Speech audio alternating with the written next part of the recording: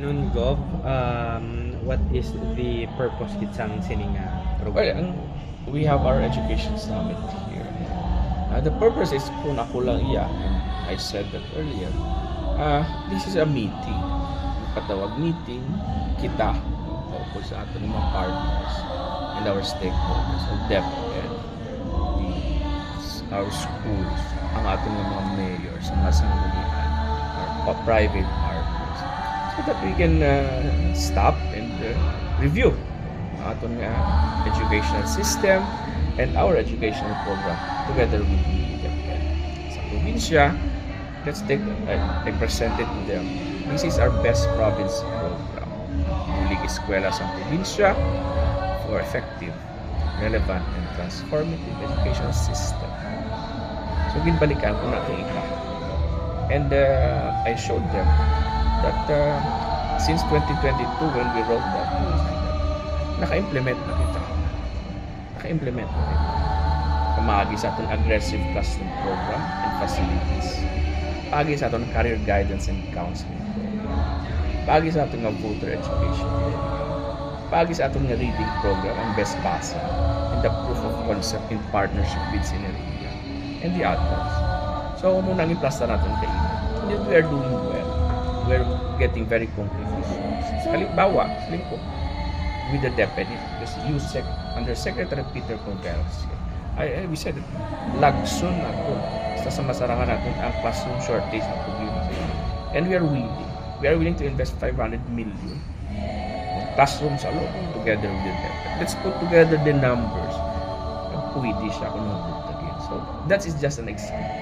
Hindi lang classroom, sa iba. So sa upon implementation, malagaw sa 2022, mga pila na ka-percentage ang I don't have the numbers with me right now. estimated? I cannot give that Pero, we can give that to you later. Pero damo na kita na umbra. We are only limited by our absorptive capacity. Capacities ng engineering department. But we have improved because we are transferring funds to the local government units and the barangays for the classroom. And they're doing well. Ang classroom natin subong, barangay nag-obra. I think 95%. And they're doing a good job. And we're proud of that. And we'll continue to do that. Kaya if you only have one engineering department implementing classroom, tamo pa kita project may dalan. That is why, sa totoo lang, because education is a devolved function, classrooms are not even factored in sa ubras ng engineering sa province. Although we are trying to extend the capacity. And right now, what are we doing? We are partnering with the LGUs, the municipalities, and the barangay in the construction of our classrooms. So ano gid siya Gov ka effective? Kay na-mention ka gina ni Undersecretary nga mas ma-monitor sa LGU kung sila mismo ang Yes, magkuhan sa magpatiyan sa classrooms. And bisan kita man, when we transfer funds, may capacity building kita. We have a briefing, no? May technical capacity building kita. Sa procurement, sa briefing, monitoring, we do that. Pag nami siyang resulta.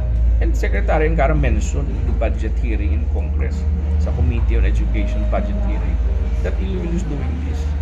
And then we're doing a good job. So with the trainers ninyo, ang wala makapsa shortage sa aton yung mga trainers or mga teachers? Sa subong again, no, because some of our projects like the reading programs, no, it has just gained traction. So we are still developing and increasing our capacity. Tagang aton nga mga kinahanglan naton dra sang force multipliers. Pati may resulta na kita. So far, what they have done, we have increased the percentage problematic sa una, percentage sa pagbasa. They're doing a good job. And we, again, mabuson tang pwersa sa ating probinsya kang Special Education Fund to further improve the performance of our programs. Thank you, Gab. Okay. Thank you, Gov.